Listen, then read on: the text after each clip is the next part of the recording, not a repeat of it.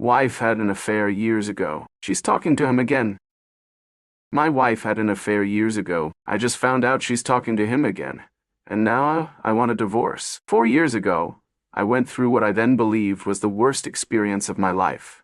Discovering my wife's affair. It involved a coworker she'd grown close to at her job. We had been married for 3 years at the time, and life was already stressful. Mostly because we were trying to start a family, but having fertility issues. It put a strain on both of us, physically and emotionally. We became distant in ways neither of us fully realized until it was too late. I found out about the affair in a way that still makes my stomach turn. Another coworker of hers, someone who hardly knew me, reached out and told me something wasn't right. He or she thought it was unfair for me to remain in the dark while my wife was sneaking around with this other guy. I can still remember that phone call. It was late evening and I was at home alone, waiting for my wife to return from what she said was work drinks with a few colleagues. My heart pounded in my ears as the coworker laid out the clues. How often my wife and this man were together, how they disappeared at odd times, and the general sense in the office that something illicit was happening. The moment I hung up, I felt simultaneously like I was suffocating and like I wanted to lash out at the world. When she finally came home that night, I confronted her. My hands were shaking, and I was trying so hard not to let tears fall. She denied it at first, but my anger and heartbreak pushed me into detective mode, demanding to see her phone, her messages, her social media. Eventually, she caved and confessed. She admitted she'd developed an emotional connection with this coworker that had turned physical. It wasn't just a drunken one-night stand. They'd been intimate multiple times. She cried, apologized, and told me how lonely she'd felt, how she'd lost faith in our ability to conceive children, how she'd become depressed watching everyone around us seemingly start families effortlessly. We came heartbreakingly close to getting a divorce back then. Papers were drawn up, and I was ready to sign. She moved out for a couple of weeks to stay with her sister. We both were so full of bitterness and resentment that I couldn't see a path forward. But by some miracle, or maybe sheer desperation, we ended up going to counseling. I still don't know if it was the guilt my wife felt or if it was my fear of losing her forever, but we managed to stick with the therapy sessions. Over the course of many months, we slowly, painfully rebuilt trust. Part of that arrangement was her leaving that job to avoid daily contact with the man. The therapist and I both asked her to cut off all contact with him. She agreed. We systematically went through her phone and social media, blocking him so there would be no chance of accidental run-ins. Because they worked in the same office building, it made sense for her to leave that job entirely,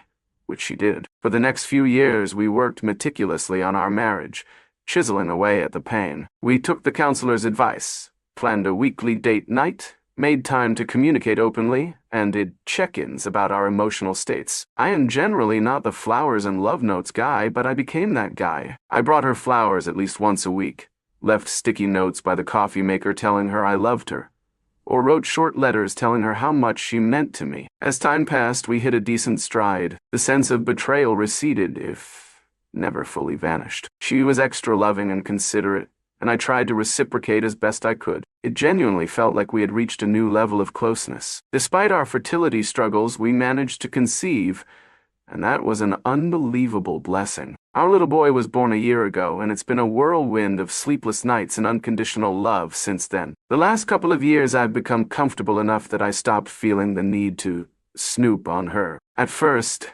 after we reconciled, I was hyper-vigilant. I would keep an eye on her phone usage, look over her shoulder if she was texting, or ask her more questions about her day than I normally would. But after a while, I let that go. I really believed she wouldn't betray me like that again.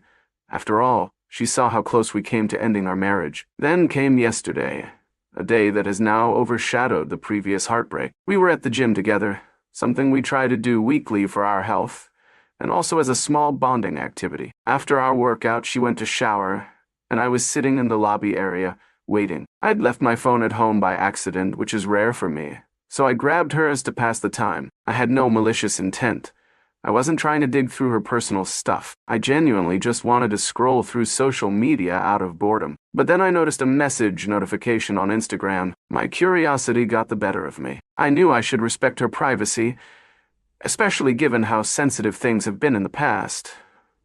But I couldn't help it. I tapped on the message. There it was. The man who almost destroyed my marriage 4 years ago. He had reached out about 2 months ago, apparently wanting to see how she was doing. My blood froze. The conversation wasn't graphic or filled with love confessions. It was pretty tame. A bit of catching up on life, his job, her job, and some general talk about random stuff. Had it been anyone else, I might have shrugged it off. But for it to be him, the guy who'd been part of that terrible chapter, felt like a punch to the gut. A pit formed in my stomach. All these memories of heartbreak and betrayal rushed back into my mind. I quickly screenshotted their conversation and sent it to myself. Then I closed the app, put her phone away, and waited, seething, for her to finish her shower. By the time we got in the car, my anger and hurt were boiling over. I confronted her immediately, demanding to know why she was talking to him. She got defensive, yelling at me for violating her privacy. She said I should trust her, that it was just a harmless chat. I had told her I was sorry for snooping, but that wasn't the issue. The issue was that she was talking to the man who had almost ended our marriage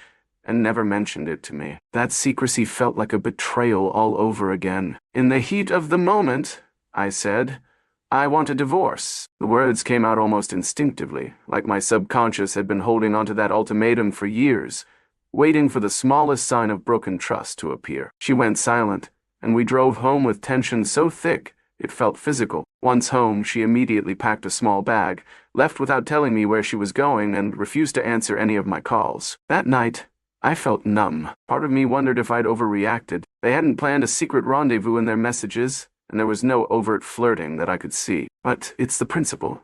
This man was not some random ex-boyfriend or old friend. He was the catalyst for the worst betrayal of my life. She knew how that would look to me. Why do it behind my back? Why not mention it if it was truly innocent? The secrecy felt like a glaring signal that she knew how I'd react, and did it anyway. I tossed and turned, replaying different scenarios. Maybe I should have waited to cool down before declaring divorce. Maybe we could have talked more calmly. But the combination of surprise, hurt, and old wounds made me snap. In the morning, our house felt empty. My wife still wasn't there. I checked my phone and finally found a text from her, saying she had stayed at a hotel and needed space. She told me to go stay with my parents for a while if I needed to clear my head. That stung, especially because we have a 1-year-old boy. Where did that leave him? She said she couldn't talk to me right now, and that I should arrange childcare. She also said she understood why I wanted a divorce and wouldn't fight it. She was already looking for lawyers. Reading that, I felt a wave of disbelief. Yes, I'd been the one who said I wanted a divorce, but I'd half expected her to fight for us, to show some remorse, or at least an explanation of why she'd been talking to him. Instead, it feels like she's resigned herself to the idea that our marriage is done. That acceptance from her is both hurtful and oddly clarifying. It's like she's saying, "I'm not going to beg you to stay. We've done this dance before, and I'm not interested in repeating it." Now I'm stuck in a whirlwind of emotions. On the one hand, I feel validated.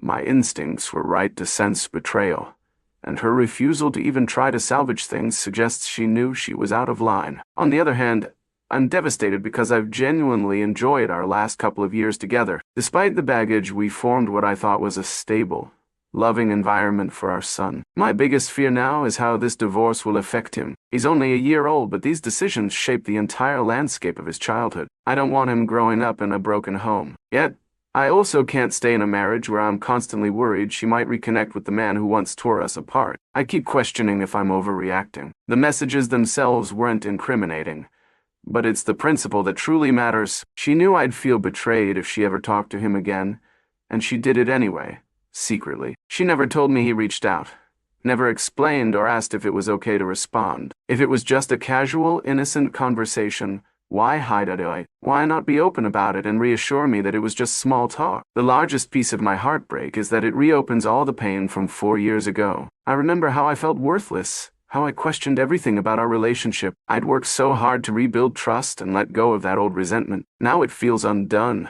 like a scab ripped off before it fully healed, leaving the wound fresh again. I don't know what the next steps are. Our families might get involved, which could stir up even more drama. Meanwhile, I have my son to worry about. Am I really ready to become a single parent, bouncing him between 2 homes? And what if she re-enters a relationship with that coworker after our divorce? That thought twists my stomach in knots. Yet, at the same time, if she's truly happier in some fantasy world with him, why am I holding on? The rational side of me says I shouldn't make a life-altering decision in the throes of anger. Perhaps we should meet with a counselor again. At the very least, We need to talk calmly about custody, finances, and the practicalities of separation. But the emotional side of me is screaming. She broke the one rule that mattered most to Ode. She let him back in. End this now. My pride is telling me I'll never trust her again, no matter what she says. I guess I'm writing all this out because I'm trying to find clarity. I don't want to be rash,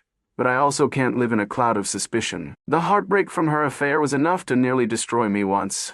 I'm not keen on letting it happen again. Last thing I keep circling back to is this idea that she's not fighting for me at all. That text, telling me to go stay with my parents, already searching for lawyers, implies she might be relieved it's over. Did she want me to find those messages? Did she think I'd just ignore them, ma'am? None of it makes sense yet, and maybe it never will. For now, I'm focusing on my boy, making sure he's okay and that this turmoil doesn't spill over onto him too much. He's just a little toddler, oblivious to the fact that his parents' marriage is teetering on the brink. He's going to need love and stability, whether that's coming from both of us together or each of us separately. I might need help from my parents or close friends until I sort out living arrangements. I'm torn between sorrow and anger, between wanting to scream at my wife and wanting to bury my head in a pillow and cry until no tears are left. Part of me is even mourning the last 2 years of what I thought was a healed relationship. Maybe I was living in a dream, thinking our marriage was bulletproof after we survived that affair. But here I am,